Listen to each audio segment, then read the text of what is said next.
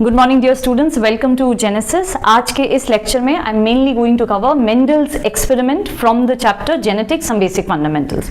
Mendel आप सब जानते हैं, he was a phenomenal geneticist. उन्होंने जेनेटिक्स में कुछ ऐसे फाइंडिंग्स किए थे जिनके कारण आज जेनेटिक्स को क्रिएट कर पाए हैं हम लोग। उन्होंने अपने एक्सपेरिमेंट के दौरान एक पर्टिकुलर प्लांट स्पीशीज को ही स्टडी किया था। सो उनके सारे एक्सपेरिमेंट्स में जो स्पेसिमेन यूज हुए हैं वो था पाइसम सटाइवम,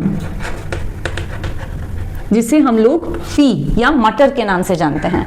तो उन्होंने अपने सारे एक्सपेरिमेंट्स सिर्फ पाइसम सटाइवम को यूज करके किया था ना। पहला क्वेश्चन है, why out of so many options that are available, mango हो, मैरीगोल्ड हो, चाइना रोज हो, why did he choose Pisum sativum? That was a very very wise decision that he took back then. ये कोई random choice नहीं था, एक बहुत ही कैलकुलेटेड डिसीजन था मेंडल का।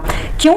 बिकॉज पाइसम सटाइवम के कुछ कैरेक्टरिस्टिक फीचर्स ऐसे हैं जिसके कारण उन्हें एक्सपेरिमेंट के दौरान बहुत सारे इजी ऑप्शंस मिले थे to work on. What were those characteristics? Number one, variety.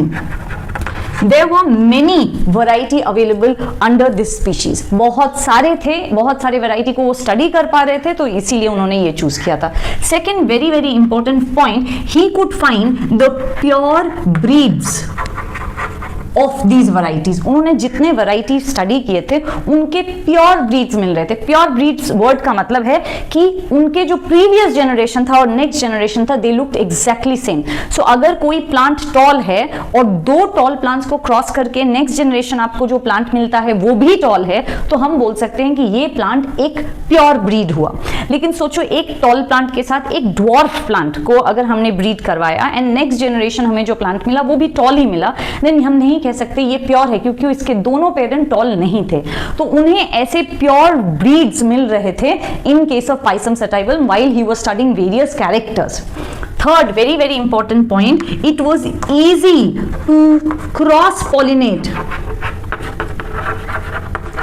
Such plants. मतलब ऐसे में ये प्लांट खुद से सेल्फ पॉलिनेशन प्रेफर करते हैं। याद है सेल्फ पॉलिनेशन किसे कहते हैं? Where basically the anther releases pollen grain which settles on the stigma of the same flower. उसी फ्लावर में अगर हो रहा है तो हम उसे सेल्फ पॉलिनेशन कहते हैं। तो नेचुरली ये प्लांट सेल्फ पॉलिनेट करता है, लेकिन अगर इसके एंथर को आप कट कर देते हैं और अगर आप चाहें तो खुद आर्टिफिशियली पोलन ग्रेन डस्ट करते हैं स्टिग्मा पे, तो हो जाता है आर्टिफिशियल क्रॉस पॉलिनेशन, जो बहुत ही आसानी से पाइसम सटाइवम में किया जा सकता था।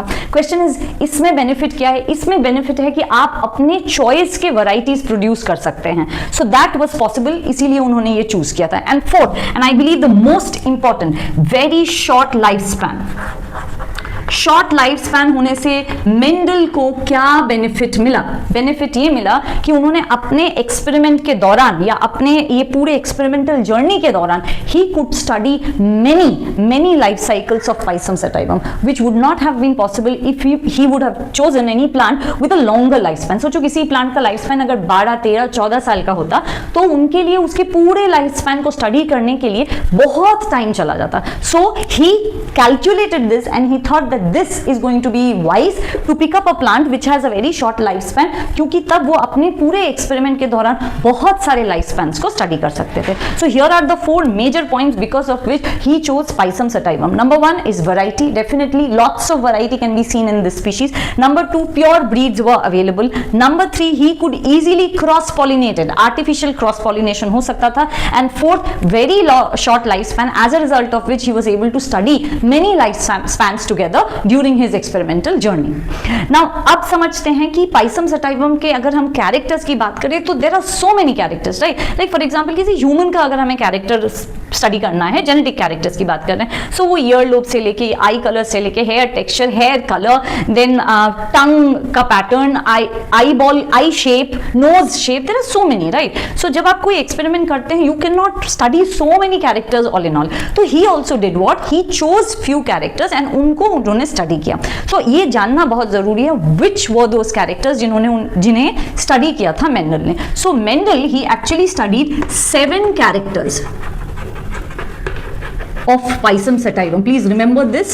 There were 7 characters जिनको उन्होंने स्टडी किया था. What were those characters? जरा देखते हैं. Number 1 was height. Number 2, color of flower. Number 3, position of flower. Then fourth, color of seed. Fifth, shape of seed. Sixth, color of pod. Pod किसे कहते हैं? पॉड है वो स्ट्रक्चर जिसमें P रहता है, मटर के दाने जिस स्ट्रक्चर के अंदर रहते हैं उस स्ट्रक्चर को हम कहते हैं pod. So colour of the pod. And seventh, shape of pod. So here are दो 7 कैरेक्टर्स जिसको मेंडल ने पढ़ा था.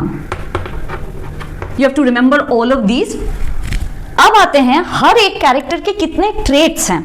लकीली मेंडल ने जितने भी कैरेक्टर चूज किए थे उन सारे कैरेक्टर्स के 2 ट्रेट्स अवेलेबल थे. And as we know the traits will always exist in either it will be a dominant trait और it will be a recessive trait. तो जरा देखते हैं कि इनके ट्रेट्स क्या हैं एंड वो ट्रेट्स कैसे हैं. जो ट्रेट्स था, हाइट का 2 ट्रेट था, one tall, another dwarf. Then colour of the flower में पर्पल एंड व्हाइट, ये 2 कलर अवेलेबल थे. पोजीशन ऑफ द फ्लावर में axillary, terminal. Axillary and terminal अगर आपको नहीं समझ में आ रहा तो सोचो this is a stem and अगर कोई फ्लावर ऐसे कॉर्नर से निकलता है तो हम उसे एक्सिलरी पोजीशन कहते हैं. सिमिलरली अगर वो फ्लावर टिप में रहे तो उसे हम टर्मिनल कहते हैं. So this is terminal position and this is the axillary position of the flower. Next is colour of the seed. Seed colour 2 हैं, yellow and green. Shape of the seed उसमें भी 2 है. The seed can be round और the seed can be wrinkled. Then color of the pod green or yellow. Shape of the pod inflated or constricted. So here are the traits that I was talking about. अब हम लोग जरा देखते हैं कि ये सारे ट्रेट्स में डोमिनेंट ट्रेट कौन से हैं एंड रिसेसिव कौन से हैं. First, height. हाइट में डोमिनेंट ट्रेट है टॉल. इसका मतलब क्या है? The tall trait can express itself in homozygous as well as in heterozygous condition, whereas dwarf सिर्फ रिसेसिव ट्रेट है. That means it will express itself only and only in homozygous condition. Last video में मैंने homozygous और heterozygous समझा दिया था, so I hope you are clear with it. Next is colour of the flower. Again purple is the dominant colour, white is the recessive colour. जब भी मैं dominant या रिसेसिव बोलूं I expect you to understand कि homozygous या heterozygous कौन से condition में ये अपने आप को एक्सप्रेस कर सकते हैं. Then is the position of the flower. Axillary is a dominant position, terminal is recessive position. Colour of the seed. Seed colour में येलो कलर सीड डोमिनेंट है and green is the recessive one. Then is the shape of the seed. Shape of the seed में round is the round as in the proper round seed is the dominant trait. Wrinkled अगर seed हो, wrinkled अगर seed हो, then it is a recessive trait. Then color of the pod, green color is a dominant trait, yellow color is a recessive trait, and last shape of the pod, inflated. Inflated इसे inflated कहा जाता है. अगर यही ऐसा दिखे तो हम उसे कहते हैं constricted. So if it is inflated, it is a dominant trait, and if it is constricted, then it is a recessive trait. So these are the 7 characters that he studied, and he basically studied the inheritance of these characters during his experiments. So now we will pick up any one character or two character, and we will see how these characters were inherited. हमारे experiments को 2 headings के अंदर हम पढ़ते हैं. Number 1 कहा जाता है Mendel's monohybrid cross. Monohybrid cross first category है, and the second category is Mendel's dihybrid cross. कैसे समझे इनमें डिफरेंस क्या है? मेंडल्स मोनोहाइब्रिड क्रॉस में मेंडल टुक 1 कैरेक्टर, लेकिन यहां he studied 2 characters. इन्होंने यहां पे 2 traits were studied, but here 4 traits were studied. सो ये मेन हेडिंग है, एक मेंडल का मोनोहाइब्रिड क्रॉस, दूसरा मेंडल का डाईहाइब्रिड क्रॉस. हमें इन डिटेल्स मोनोहाइब्रिड क्रॉस पढ़ना पड़ता है, डाईहाइब्रिड क्रॉस भी हमें थोड़ा पढ़ना पड़ता है, लेकिन नॉट मच इनटू डिटेल्स. जरा जल्दी से समझते हैं विद एन एग्जांपल कि क्या होने क्या वाला है इन दोनों में. जैसे one character, let us take the character height. तो इसमें हम क्या करते हैं, एक टॉल प्लांट लेते हैं और उसको और एक जो ट्रेट है विच इज ड्वार्फ ट्रेट के साथ क्रॉस करते हैं, एंड देन उसके इनहेरिटेंस को हम स्टडी करते हैं. So that is why I said in Mendel's monohybrid cross we have taken one character into consideration which is height, और इसके दो ट्रेट्स को हम स्टडी कर रहे हैं. The two traits were tall and dwarf, और इसका इनहेरिटेंस दैट मीन्स इनके जनरेशन आफ्टर जनरेशन इनहेरिटेंस कैसे होगा उसे हम पढ़ते हैं. तो जब हम फर्स्ट जनरेशन स्टडी करते हैं उसे हम F1 जनरेशन के नाम से जानते हैं, और जो सेकेंड जनरेशन स्टडी करते हैं उसे हम F2 जनरेशन के नाम से जानते हैं. We are going to see it in details as I proceed further, but ये बेसिक फ्रेमवर्क है. Same with Mendel's dihybrid cross, but it is little more complicated because यहाँ आप सिर्फ एक कैरेक्टर नहीं ले रहे हैं. फॉर एग्जाम्पल, अगर हम यहाँ एक ऐसा लेते हैं कि we will study a tall plant with purple flower and we will cross it with a dwarf plant with white flower. अगर ध्यान से देखा जाए तो यहां मैंने एक नहीं दो कैरेक्टर स्टडी किया. What are the two characters? एक height और दूसरा color of flower. इसीलिए this comes under Mendel's dihybrid cross. Di मतलब टू, एंड मैंने टोटल कितने ट्रेट्स स्टडी करने वाले हैं हम लोग, 1 2 3 4. So there are total 4 traits that we are going to study. Again we are going to study इनका F1 जनरेशन कैसा होने वाला है, and after that we study इनका F2 जनरेशन कैसे होने वाला है. So let us quickly do first Mendel's monohybrid cross. अपने मोनोहाइब्रिड क्रॉस के दौरान फर्स्ट एक टॉल प्लांट लेकिन प्योर ब्रीड. प्योर ब्रीड मतलब इस प्लांट के दोनों पेरेंट्स टॉल थे और उनके भी पेरेंट्स टॉल थे, तभी उन्हें प्योर ब्रीड कहा जाता है, को क्रॉस कराया था एक प्योर ब्रीड ड्वार्फ प्लांट के साथ. एज सिमिलर इनके दोनों पेरेंट्स ड्वार्फ थे, उनके भी पेरेंट्स ड्वार्फ थे. जब ये क्रॉस उन्होंने करवाया तो जो फर्स्ट जनरेशन प्रोड्यूस हुआ उसे हम F1 जनरेशन कहते हैं, and it was very shocking कि सारे F1 जनरेशन में टॉल प्लांट्स प्रोड्यूस हो रहे थे, एक बार भी ड्वार्फ प्लांट नहीं प्रोड्यूस हुआ. So Mendel thought will proceed a step further, और उन्होंने F2 जनरेशन क्रिएट किया. ये मैंने क्यों कहा, बिकॉज जितनी बार उन्होंने ये एक्सपेरिमेंट किया था he got many F1 tall plants. इन्हीं टॉल प्लांट्स को उन्होंने आपस में पॉलिनेट करवाया. सो F2 जनरेशन बेसिकली है F1 जनरेशन को क्रॉस करा गया और एक F1 जनरेशन के साथ. और जब उन्होंने ऐसे दो टॉल प्लांट्स, और मैं मेंशन कर देती हूं, F1 टॉल प्लांट को और एक F1 टॉल प्लांट के साथ क्रॉस करवाया, तो उन्होंने देखा कुछ चीजें जो बहुत ही शॉकिंग थे. Why? Because every time when he did this, he found that there were always 3 tall plants is to 1 dwarf plant produced. So पहली बार in F2 generation he could see dwarf plants getting produced, लेकिन एक fixed ratio में ही produce हो रहा था. It was always 3:1. That means either there were 9 tall plants and there were 3 dwarf, or 12 tall plants and 4 dwarf, or 3 tall plants and 1 dwarf.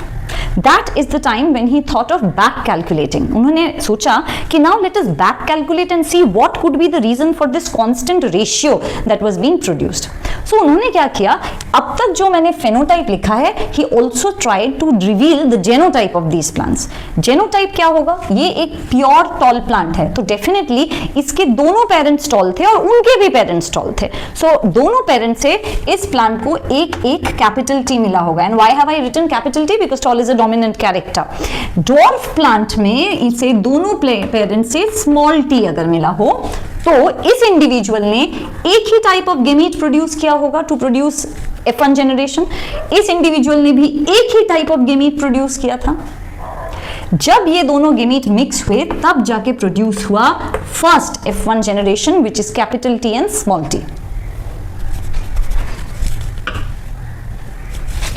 सो इस plant का genotype है capital T small t, and now you can very clearly see this tall plant and this tall plant phenotypically both are tall, but genotypically they are very different. This is homozygous tall and this is heterozygous tall. जब ऐसे heterozygous tall plant को उन्होंने F2 generation में cross किया तो क्या हुआ, इसके लिए let's make a Punnett square. इस पनेट स्क्वायर में quickly we will write down the gametes that are going to be produced by this generation. So ये इंडिविजुअल प्रोड्यूस करेगा capital T small t, this individual will also produce capital T small t. Now let's cross them and see what is getting produced.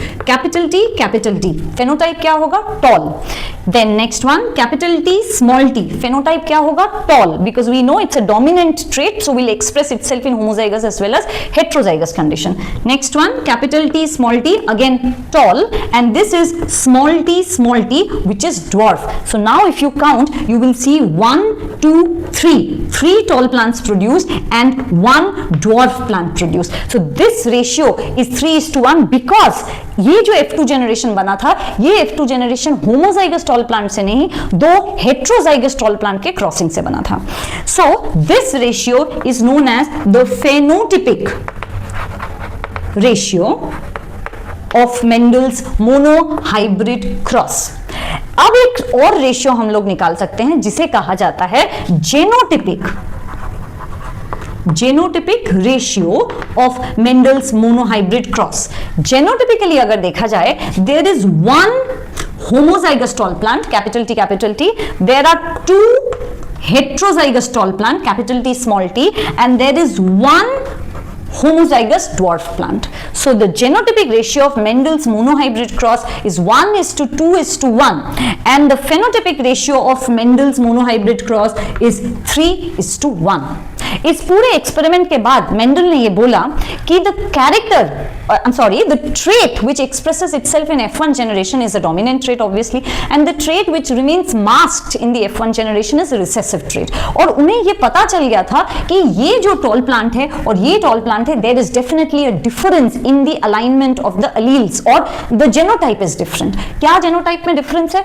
The parent tall plant is a homozygous tall plant and the F1 generation tall plant is a heterozygous tall plant. इसीलिए जब इन heterozygous tall plants को cross किया गया, dwarf character जो एकदम masked हो गया था इन F1 generation में reappeared in F2 generation, because उसे इस plant से भी एक small t मिला, इस plant से भी एक small t मिला, and then it could express itself in homozygous condition. So this is Mendel's monohybrid cross. In the next class we are going to do Mendel's dihybrid cross. Thank you.